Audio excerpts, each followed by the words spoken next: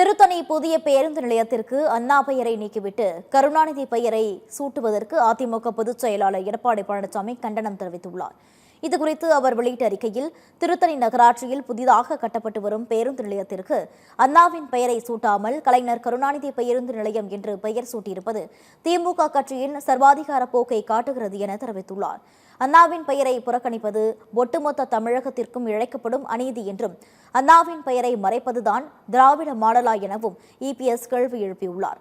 தந்தையின் பெயருக்கு விளம்பரம் செய்ய வேண்டுமானால் திமுகவின் அறக்கட்டளையில் இருந்து செய்ய வேண்டுமே தவிர ஏற்கனவே அண்ணா பெயரில் இயங்கி வரும் பேருந்து நிலையத்தின் பெயரை மாற்றக்கூடாது என விமர்சித்துள்ளார். இதனிடையே புதிய பேருந்து நிலைய கட்டுமான பணிகள் முடிக்கப்படாமல் திறக்கப்பட உள்ளதாக தகவல் வெளியான நிலையில் அப்பகுதி மக்கள் எதிர்ப்பு தெரிவித்துள்ளனர். அதிகாரிகளின் அலட்சிய போக்கினால் அவசரமாக பேருந்து நிலையம் திறக்கப்பட்டதால் விபத்து ஏற்படும் என குற்றம் சாட்டியுள்ளனர். இந்த பஸ் ஸ்டாண்டு போன வாரமே திறந்துடுற மாதிரி சொல்லிட்டாங்க. ஆனா எதுவுமே வேலை கொஞ்சம் கூட நடக்கல. நீங்களே பாருங்க, எந்த வகையில ஓபன் பண்றதுக்கு வழியே இல்லை. பஸ் வர்றதுக்கு வழி இல்லை, ஜனங்க போறதுக்கு வழி இல்லை. இன்னும் சுத்தமே வேலைங்களே சுத்தமாக பணி நிறைவடையலை. இதுக்கெல்லாம் அப்புறம் எப்படி ஓப்பன் பண்ணி அப்புறம் ஆக்சிடென்ட் தான் ஆகும். பஸ்ஸுங்க வந்தாலும் சரி, ஜனங்க வந்தாலும் சரி, எல்லாம் ஒன்றுக்கு ஒன்று அடிபட்டு தான் சாகணும். இங்கே தலைவர் என்னமோ நல்ல அறிக்கை தான் கொடுக்குறாங்க, நல்லது தான் செய்கிறாரு. இருந்தாலும் இந்த ஓப்பன் பண்ணி இந்த வேலையை ஒழுங்காக முடிக்காமே எல்லா வேலையும் முடிஞ்ச மாதிரி சொல்லி அறிக்கை கொடுக்குறாங்க. இது ரொம்ப தவறு.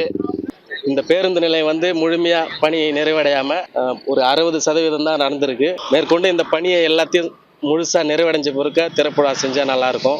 வேலை தொடர்ச்சியாக நடந்துட்டு இருக்குது. இது உடனடியாக அவசரமாக திறப்புழா செய்கிறாங்க. இது அரசாங்கம் பார்த்து இந்த பணியை முழுமையாக நிறைவடைய வச்சுட்டு அதுக்கப்புறம் திறப்புழா செஞ்சால் மக்கள் பயன்பாட்டுக்கு ஏதுவாக இருக்கும். இது முழுமையாக அடைஞ்சிட்டு பண்ணாங்க மக்களுக்கு பயன்படுத்தலாம்.